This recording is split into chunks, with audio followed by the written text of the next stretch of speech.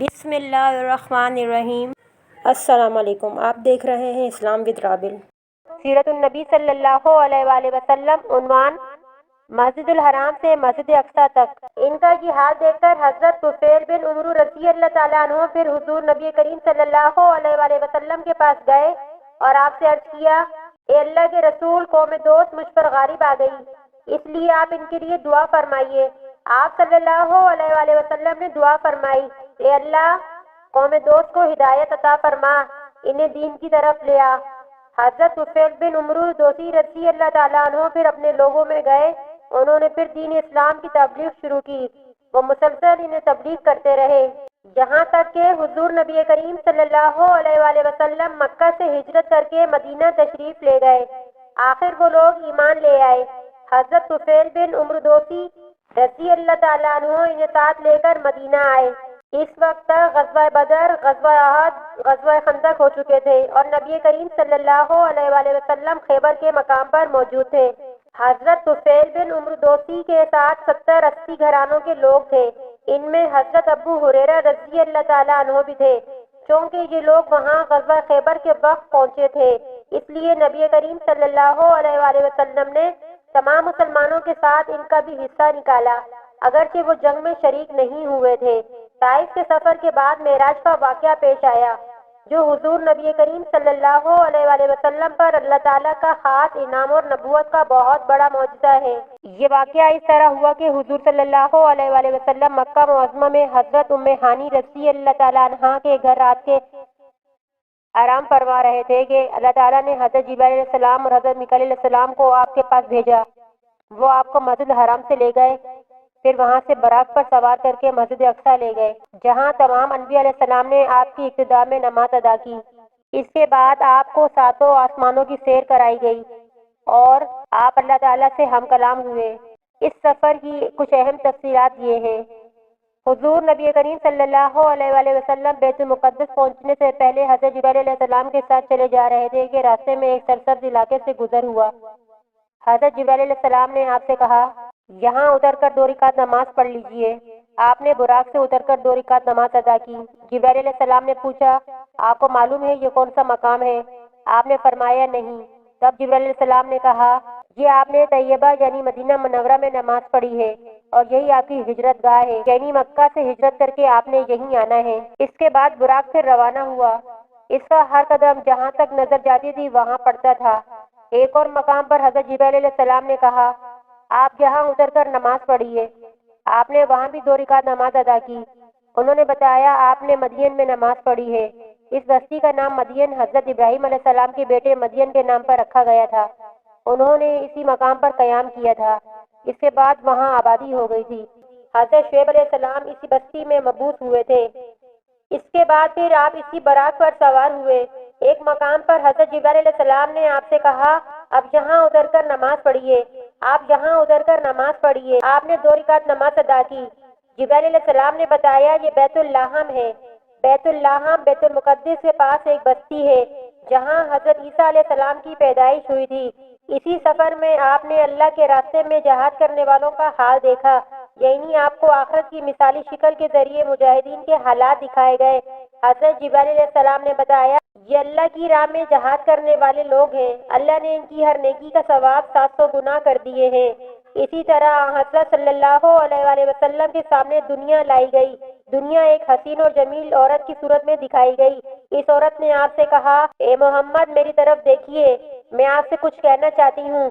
آپ نے اس کی طرف کوئی توجہ نہیں دی اور جبرائیل علیہ السلام سے پوچھا: یہ کون ہے؟ انہوں نے بتایا: یہ دنیا ہے۔ اگر آپ اس طرف توجہ دیتے تو آپ کی امت آخرت کے مقابلے میں دنیا کو اختیار کر لیتی۔ اس کے بعد آپ نے راستے میں ایک بڑھیا کو دیکھا۔ آپ نے پوچھا: یہ کون ہے؟ جبرائیل علیہ السلام نے بتایا: یہ دنیا ہی ہے۔ دنیا کی عمر کا اتنا حصہ باقی رہ گیا ہے جتنا کہ اس بڑھیا کا ہو سکتا ہے۔ اس کے بعد امانت میں خیانت کرنے والے، فرض نماز کو چھوڑنے والے، زکوٰۃ ادا نہ کرنے والے، بدکاری کرنے والے، رازداری کرنے والے، ڈاکہ ڈالنے والے دکھائے گئے۔ ان کے بھیانک انجام آپ کو دکھائے گئے۔ امانت میں خیانت کرنے والے اپنے بوجھ میں اضافہ کیے جا رہے تھے اور بوجھ کو اٹھانے کے قابل نہیں تھے۔ فرض نمازوں کو چھوڑنے والوں کے سر کو کچلا جا رہا تھا۔ ان کے سر ریزہ ریزہ ہو رہے تھے اور پھر اصل حالت میں آ جاتے تھے۔ کچلنے کا یہ عمل پھر شروع ہو جاتا تھا۔ غرض انہیں ذرہ بھر مہلت نہیں دی جا رہی تھی۔ اپنے مال میں زکوٰۃ ادا نہ کرنے والوں کا انجام آپ نے دیکھا کہ ان کی ستر پر آگے اور پیچھے پھٹے ہوئے چیزڑے لٹکے ہوئے تھے۔ وہ اونٹوں اور بکریوں کی طرح چر رہے تھے اور زقوم درخت کے کڑوے پتے اور کانٹے کھا رہے تھے۔ زقوم درخت کے بارے میں آتا ہے کہ اس قدر کڑوا اور زہریلا ہے کہ اس کی کڑواہٹ کا مقابلہ دنیا کا کوئی درخت نہیں کر سکتا۔ اس کا ایک ذرہ دنیا کے میٹھے دریاؤں میں ڈال دیا جائے تو تمام دریا کڑوے ہو جائیں۔ کہ اکرم صلی اللہ علیہ وآلہ وسلم کا دنیا میں مذاق اڑانے والوں کو بھی یہ درخت کھلایا جائے گا۔ اس درخت کے پتوں اور کانٹوں کے علاوہ وہ لوگ جہنم کے پتھر چباتے نظر آئے۔ بدکاروں کا انجام آپ نے دیکھا۔ ان کے سامنے دسترخوان لگے ہوئے تھے۔ ان دسترخوانوں میں سے کچھ نہایت بہترین بھنا ہوا گوشت تھا، کچھ میں بالکل سڑا ہوا گوشت تھا۔ وہ اس بہترین گوشت کو چھوڑ کر سڑا ہوا بدبودار گوشت کھا رہے تھے اور بہترین گوشت نہیں کھا رہے تھے۔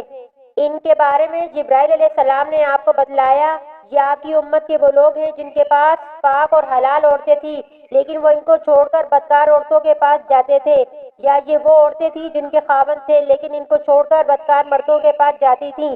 سود کھانے والوں کا انجام آپ کو یہ دکھایا گیا کہ وہ خون کے دریا میں تیر رہے تھے اور پھر نگل رہے تھے۔ آپ کو ایسے عالموں کا انجام دکھایا گیا جو لوگوں کو واعظ کیا کرتے تھے اور خود بے عمل تھے۔ ان کی زبانیں اور ہونٹ لوہے کی کینچیوں سے کاٹے جا رہے تھے اور جیسے ہی کٹ جاتے تھے فوراً پیدا ہو جاتے تھے اور پھر اسی طرح کاٹے جانے کا عمل شروع ہو جاتا تھا، یعنی انہیں ایک لمحے کی بھی مہلت نہیں مل رہی تھی۔ چغل خوروں کے ناخن تانبے کے تھے اور وہ ان سے اپنے چہرے اور سینے نوچ رہے تھے۔ مسجد اقصیٰ میں انبیاء علیہ السلام کی نماز میں امامت فرمانے کے بعد حضور اکرم صلی اللہ علیہ وآلہ وسلم کو ساتوں آسمانوں کی سیر کرائی گئی۔ جلیل القدر انبیاء علیہ السلام سے ملاقات کرائی گئی۔ پھر آپ صلی اللہ علیہ وآلہ وسلم کو جنت کا حال دکھایا گیا۔ آپ کا گزر جنت کی ایک وادی سے ہوا، اس سے نہایت بھینی بھینی خوشبو آ رہی تھی اور مشک سے زیادہ خوشبودار ٹھنڈی ہوا آ رہی تھی اور ایک بہترین آواز سنائی دے رہی تھی۔ وہ آواز کہہ رہی تھی، میرے عشرے قدے میں ریشم، موتی، سونا، چاندی، مونگے، شہد، دودھ اور شراب کے جام اور کٹورے بہت زیادہ ہو گئے ہیں۔ اس پر اللہ تعالیٰ فرما رہے ہیں، ہر وہ مومن مرد اور عورت تجھ میں داخل ہوگا جو مجھ پر اور میرے رسولوں پر ایمان رکھتا ہو، میرے ساتھ کسی کو شریک نہ ٹھہراتا ہوگا، نہ مجھ سے بڑھ کر یا میرے برابر کسی کو مانتا ہوگا۔ سن لے جس کے دل میں میرا ڈر ہے، اس کا دل میرے خوف کی وجہ سے محفوظ رہتا ہے۔ جو مجھ سے مانگتا ہے میں اسے محروم نہیں رکھوں گا، جو مجھے قرض دیتا ہے یعنی نیک عمل کرتا ہے اور میری راہ میں خرچ کرتا ہے میں اسے بدلہ دوں گا۔ جو مجھ پر توکل اور بھروسہ کرتا ہے اس کی جمع پونجی کو اس کی ضرورت کے لیے پورا کرتا رہوں گا۔ میں ہی سچا معبود ہوں، میرے علاوہ کوئی عبادت کے لائق نہیں، میرا وعدہ سچا ہے، غلط نہیں ہوتا۔ مومن کی نجات یقینی ہے اور اللہ تعالیٰ ہی برکت دینے والا ہے اور سب سے بہترین خالق یعنی پیدا کرنے والا ہے۔ یہ سن کر میں نے کہا، بس اے میرے پروردگار میں خوش اور مطمئن ہوں۔ ملتے ہیں ایک نئی ویڈیو کے ساتھ، اجازت دیجیے گا اس اپنے پن کے ساتھ کہ اپنا بہت خیال رکھیے گا۔ اللہ حافظ۔